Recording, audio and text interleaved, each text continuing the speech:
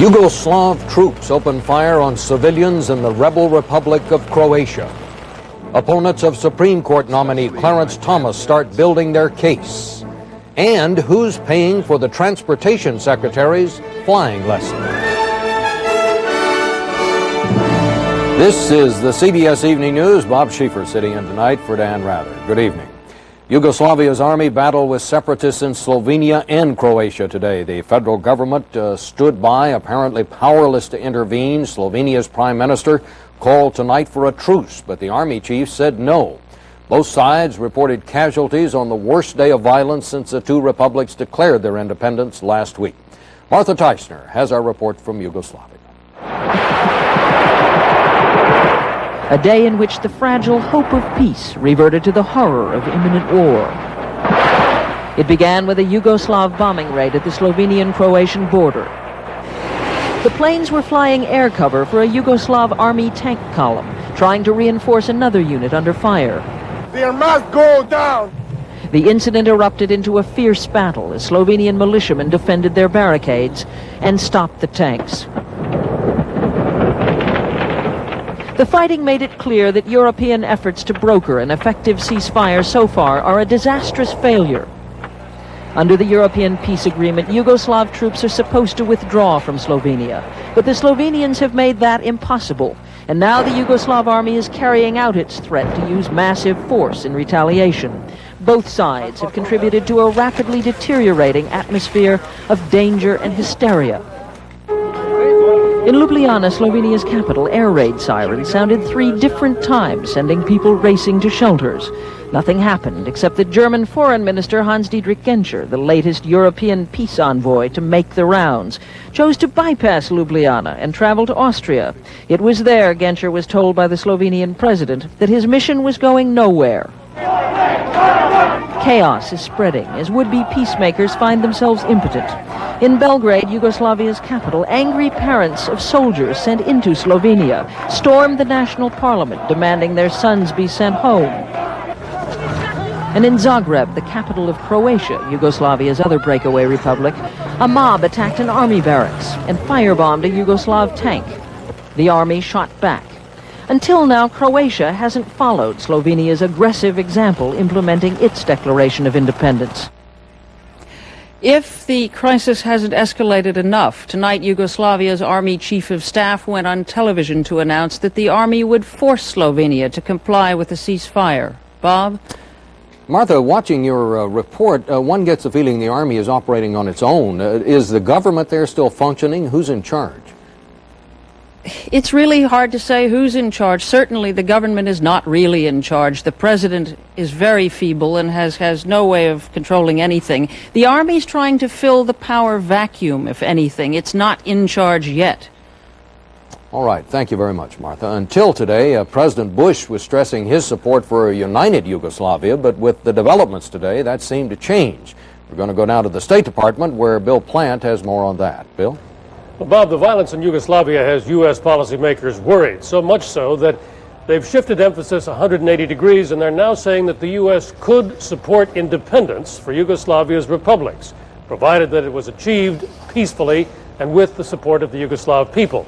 Until just a few days ago, Washington was stressing unity and in territorial integrity, in other words, the status quo, because the breakup of the established borders of any country gives the big powers nightmares. They worry about instability, particularly in the Soviet Union. Secretary of State Baker went to Yugoslavia to try to discourage the breakup, and they ignored him altogether.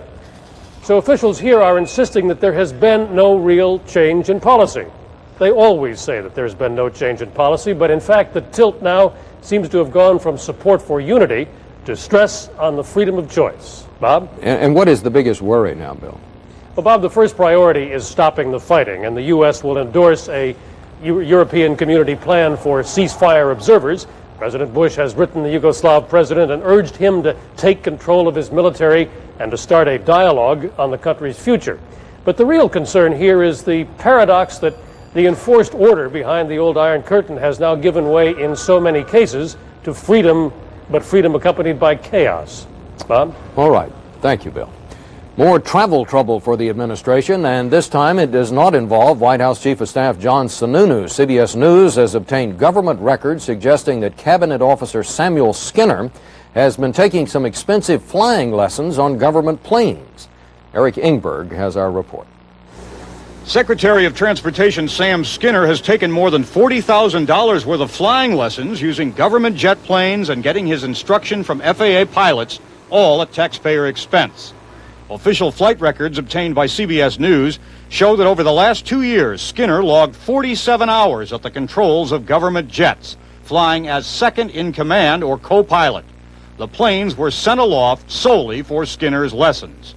The records show that during those 47 hours, the FAA pilot in charge of the plane was logging the time as official instruction. The flying lessons aboard 6-passenger Cessna Citation executive jets appeared to violate White House policies designed to hold down the cost of operating government planes. Skinner declined to be interviewed, but his staff claims that the restrictions don't apply to the boss and that he needed to fly to boost the morale of the FAA staff. Yet the FAA's own rules say government planes and instructors will not be used to provide basic flight instruction or to substantially upgrade pilot skills. The FAA operates a fleet of planes like this for use by its own pilots in performing the agency's work. Skinner, who held a private pilot's license when he was named secretary, has now logged nearly 200 hours as co-pilot in FAA Cessna Citation jets. 3/4 of those hours were flown on official trips outside Washington. Use of the government jet instead of cheaper commercial service was justified by the claim Skinner needed to maintain the highest level of pilot proficiency to do his job. Documents obtained exclusively by CBS News under the Freedom of Information Act show Skinner began flight instruction in jets about 2 years ago.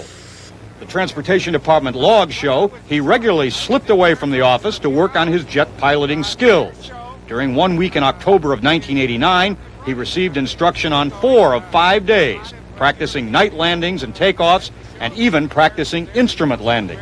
The FAA administrator, James Busey, who works for Skinner, approved the secretary's involvement in the pilot proficiency program. Those of us that have aviation experience should use it so that we can experience ourselves firsthand the system, the environment that our commercial aviation is operating in.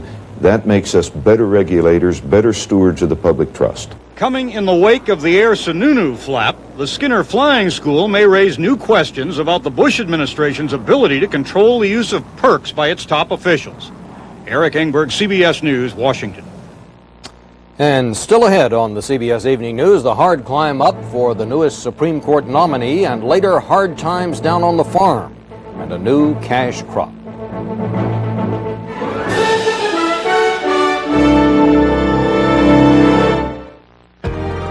Take a 3, 4, or 7-day fun ship vacation to the Bahamas, Caribbean, or Mexican Riviera on Carnival, the most popular cruise line in the world.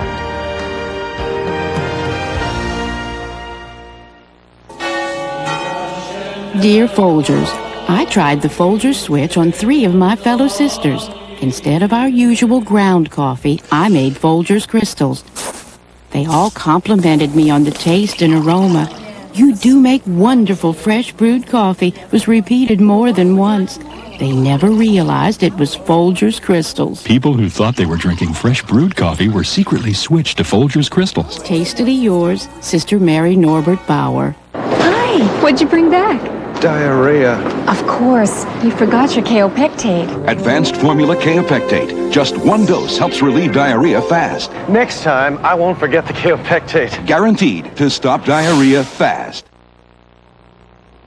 Supreme Court nominee Clarence Thomas went to the White House today to start cramming for his upcoming Senate confirmation hearings. Meantime, Democrats are hashing out the delicate politics of challenging a black candidate for the high court. Our law correspondent Rita Braver begins our coverage. Rita? Bob, the nomination of Clarence Thomas to the U.S. Supreme Court is posing a dilemma for the civil rights community. How to react to a man who valiantly pulled himself up from poverty and claims the legal programs designed to help minorities just don't work. Thomas won't discuss his views now, but in this interview, he blasted civil rights lore. Affirmative action's a sacred cow. School busing's a sacred cow. Minimum wage is apparently becoming a sacred cow. Okay? What I am saying is that none should be sacred cows at the expense of more and more black people being left in the lower ranks of poverty. In contrast to most established civil rights leaders, Thomas would like to discard programs that give minorities special preference as a way of making up for past discrimination. That particular position is quite unrealistic because there are today pervasive practices of discrimination in employment, in housing, in education. Chambers, who has argued major civil rights cases before the Supreme Court, has not decided whether to come out for or against Thomas. Other veteran civil rights activists are on the attack. This man has not been aggressive in speaking out for civil rights, civil liberties, or for women's rights. But conservatives believe that Thomas's nomination will change the nation's view of civil rights law. He will open a door that has been closed in the sense of everyone understanding that the black community is not monolithic, that there's just not one voice. What I am pushing for is to restore the type of hope, the type of pride, the type of internalization of a significant portion of the responsibility for ourselves. Civil rights is bound to be a major issue in Thomas's confirmation, but even those who disagree with him are now trying to figure out how to assault his positions without assaulting him personally. Rita Braver, CBS News, Washington. Pinpoint, Georgia was not an easy place to live when Clarence Thomas was a boy. It was a poor neighborhood, segregated. Many who knew him then never imagined he could go from here to the Supreme Court. Not in my wildest dreams. His house is gone now. It was tiny with no plumbing. He lived there with his mother. His father left when he was 2. Clarence Thomas's grandfather became his father figure. And his mother says kept him from being embittered by the poverty and racism of the 1960s South. Daddy have always said to us, don't look back. What you're trying to get is in front of you, not behind you. Don't look back. And he said, don't look down. Look up, because you know who is looking down on you. His mother scraped together enough to send him to Catholic school. He was the only black student in a white high school seminary. So powerful was the influence, he studied to become a Catholic priest. And it was clear yesterday the nuns who taught him were not forgotten. I thank all of those who have helped me along the way, especially my grandparents, my mother, and the nuns. There were probably very few role models that they could hold up in those days, you know, to someone like Clarence. I mean, so the nuns probably just hammered away at, you know, you can do it. There were plenty of obstacles, his childhood friends say. I can still remember going to Sears department store, which was located here in Savannah on Henry Street, and having to go downstairs to drink at the colored water fountains. But it didn't stop them, especially Clarence. Clarence is the type of person that believes in helping yourself. Don't rely on somebody else to help you. Help yourself. We all thought that one day he would rise to the top. Critics charge that rise has squeezed out the memory of his struggle, his humble beginnings, but don't tell his mother that. No, he's not forgotten. No, he not. He knows where he come from. And he don't never forget that, and he don't let nobody else forget it. They've talked, she says. The confirmation hearings may be tough. But he grew up with tough times. Folks here are convinced he can handle them. Erin Hayes, CBS News, Pinpoint, Georgia. And stay with us now for more news, including what happens when some exotic animals are born and bred for the hunt.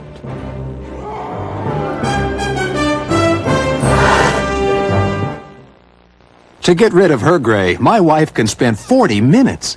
But I discovered the 5-minute hair coloring. The revolutionary discovery called Just for Men from the leader in men's hair coloring. Simply apply Just for Men and in 5 minutes shampoo out. Gray is blended away. The look of my natural color is back in 5 minutes. That was me, and it won't fade or wash out. My hair takes forever, but you look great in just 5 minutes. The look of your natural color in just 5 minutes. With Just for Men. Red Lobster announces great new trios. Delicious trios you're gonna love, like our Atlantic Trio for just $6.99. Terrific. Or large butterfly shrimp, lobster Alfredo, and scallops. Love it. Or crab legs, juicy scallops, and shrimp. Let's go. Hurry, for a short time our great new trios start as low as $6.99. $6.99? That's incredible. Red Lobster for the seafood lovers.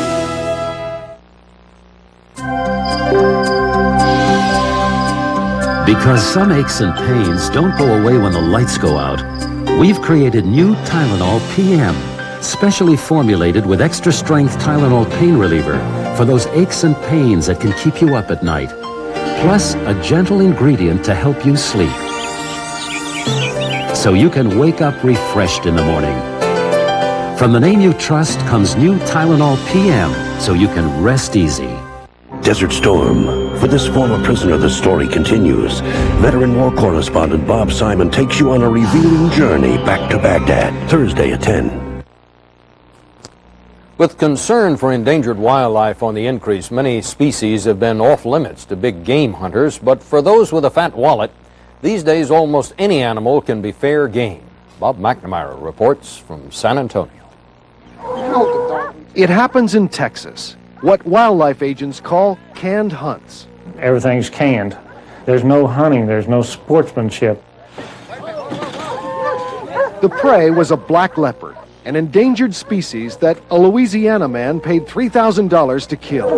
That cat had never been out of the cage in his whole life. A declawed cat. He couldn't even fight off the dogs.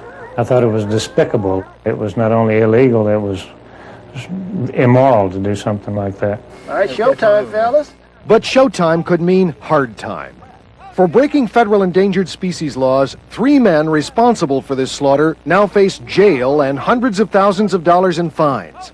A case wildlife agents say is seen all too often, killing rare animals for profit.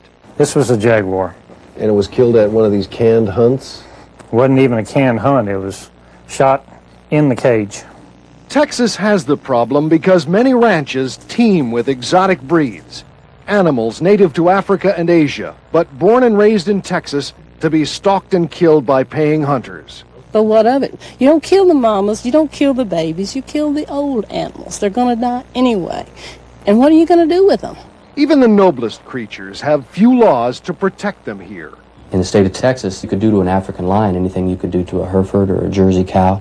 I only have about 20 now. This is a really big cat. In Texas, owning, buying, bartering, and killing almost any animal except endangered species is legal. Something like this that was declawed is what they hunted. 8,000 miles out of Africa and 20 minutes outside San Antonio, it's from backyard menageries like Mickey Sapp's that wildlife agents say the prey for canned hunts are usually found. Now, from what I understand, one of them did get shot. It was cold-blooded, there's no doubt about that. I'm not going to sit here and tell you that I don't occasionally sell adult cats, because I do. But I know where they're going. But, you know, there's no guarantees in life about anything, you know? But I do the best I can. Though Mickey Sapp is under county pressure to sell out or shut down his private zoo, federal agents find themselves handcuffed by lenient state laws. And in a state where the big game has as much to do with rifles as it does footballs, the call of the wild is a cry for help. Bob McNamara, CBS News, San Antonio. In Iraq, the head of the International Atomic Energy Agency was taken to a site near Baghdad today and shown what he calls something of interest. He would not elaborate, but he did say it was nuclear related. International inspectors have been trying for days to look at Iraq's nuclear facilities. President Bush has threatened military action unless Iraq obeys UN resolutions calling for it to give up its weapons of mass destruction. In other developments making news around the world tonight, the African National Congress opened its first convention in South Africa since it was driven underground 30 years ago. Nelson Mandela told members to prepare for negotiations soon with the white minority government. At the White House, President Bush played tennis with South Korean President No Tae-woo. No said he hopes for a reunification with North Korea before the turn of the century. And also in Washington, the Postal Service took the first step toward raising first-class postage to 30 cents. The service officially rejected the 29-cent rate set this year by the Independent Postal Rate Commission. And in California, actress Lee Remick died of cancer today. She was 55. She played a wide range of roles, including the alcoholic wife in the Days of Wine and Roses. They are not long, the days of wine and roses.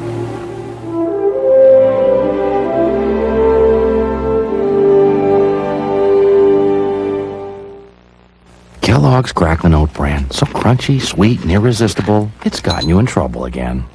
Is that the last of the Cracklin' Oat Bran? What should you do? Is that the last of the Cracklin' Oat Bran? Is that the last of the Cracklin' Oat Bran? With the crunchy, sweet taste of Kellogg's Cracklin' Oat Bran, an open box is an empty box. Now you can ask Angela Lansbury about Bufferin. Angela, you've said on TV that Bufferin is effective pain relief. Is it really strong aspirin? I'll say it is. Extra strength Bufferin's the strongest dose of aspirin you can buy. 1,000 milligrams. Angela, how can Bufferin be so strong if it has buffers? That's a good question. I've learned the buffers don't weaken it. They just help prevent aspirin's stomach upset. Bufferin's great pain relief. Shouldn't you discover the strength of Bufferin? Today, there's a prescription-strength cure for athlete's foot. Lotrimin AF, the #1 prescribed athlete's foot medication available without a prescription. Lotrimin AF, the prescription-strength cure for athlete's foot. There he is! He's not a celebrity, he's not a millionaire, but he knows how to enjoy life because he's smart and thrifty. And I didn't pay a lot for a muffler at Meineke. Let Meineke Discount Mufflers show you how to get more out of life. At Meineke, you're not going to pay a lot for a muffler. I'm Harry Smith, going on vacation, planning a long car ride with the kids tomorrow. How to keep them from driving you crazy in the back seat on CBS This Morning.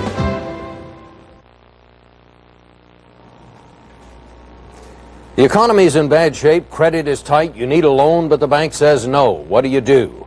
Well, you could just print your own money, because in tonight's Eye on America, Richard Schlesinger reports on tough times and a tender solution. Some of the most beautiful towns in Massachusetts are tucked away in the Berkshire Mountains. In good times, tourist dollars also make these towns some of the most prosperous. But these are not good times. This whole area really took a bad hit. And the recession in general, the first thing people will cut back on is summer home and leisure activities. Dan Tazinski's produce farm almost went under last year in the depths of the recession. He used to depend on local banks to give him a yearly loan to see him through the winter. Getting $5,000 from the bankers was never a problem until last year. They didn't laugh in my face, but they said, you know, thanks but no thanks. We don't need the business that badly. Cash was very hard to come by. So someone just wildly said, well, why not print your own? And, you know, you almost think of a Laurel and Hardy skit.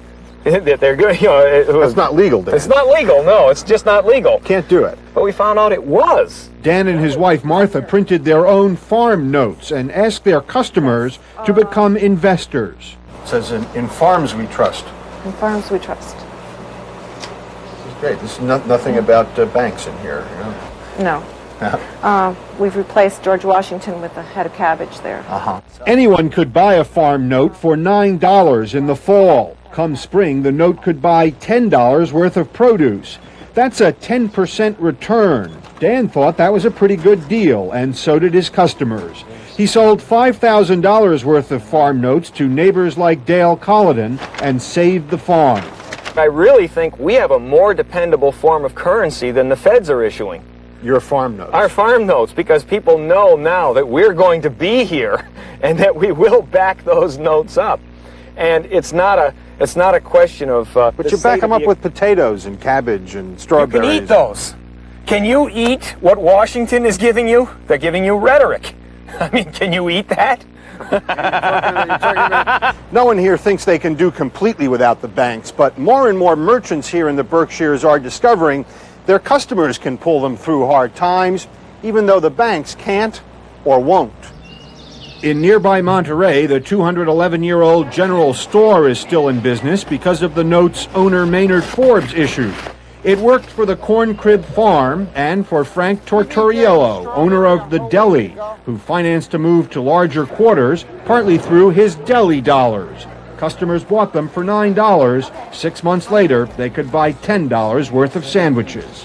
So the banks didn't think that you were worth taking the risk. But the people did. And that's, that's where I think the whole point lies as to why it works. Because the people had more faith in us than, the banks do.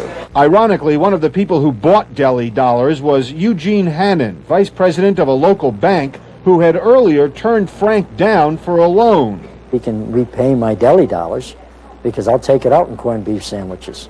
All right. But he can't make loan payments with corned beef sandwiches. Frank Tortoriello needs more money to expand his business again, so he's selling more deli dollars. This time he didn't even ask the bank for help. And with any luck at all, Dan Tazinski's farm will get through the winter months this year with the money from another batch of farm notes. A financial solution as homegrown as his produce.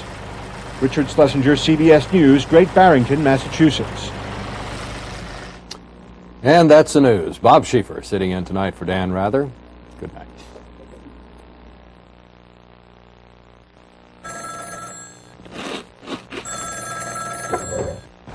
Hello? Mom, what a surprise. Well, actually, my cereal's sitting in milk. It's not always easy getting to the great taste of Kellogg's Crispix when you want to. Uh-huh. But they wouldn't give your money back? So it's good to know Kellogg's Crispix stays crisp and delicious in milk. Helen didn't mean it that way. Even if you can't get to it right away. Uh-huh. Still crispy. You're absolutely right, Mom. Kellogg's Crispix, the taste that waits for you. I'm glad these Mardi Gras paper towels and napkins are on sale. Very festive. You know, we seem to go through a lot of napkins when your family's over for dinner. So what are you saying? Oh, pizza for lunch? Kodak 3-packs are on sale. We've got to have film for the 4th of July cookout. I hear my Uncle Bob is coming dressed as Uncle Sam. Who's Uncle Sam coming as? Uncle Bob. You know what? We just got everything we needed in one store. Reserve a room at any choice hotel like Quality, Comfort, Clarion, and Sleep and get this free coupon book worth over $1,000. But call today. They're going fast. Call 1-800-4CHOICE to reserve your room and free coupon book. Supplies are limited. I don't want to marry him, Mom. Just date him. Oh. He's not that much older, and he'll get a job. My head. You're gonna love his earring. Where's my Anacin? When you've got a splitting headache, reach for Anacin. Anacin relieves headache pain better than regular strength Bear or Bufferin. Spike and I are glad you feel better, Mom. Anacin, strong pain relief for splitting headaches. Like a blowtorch in my gut. That's how bad my heartburn felt. I went straight to Riopan. Lab tests show Riopan Plus 2 starts neutralizing acid on stomach contact in 2.2 seconds. The blowtorch is out. Try new cherry flavor Riopan.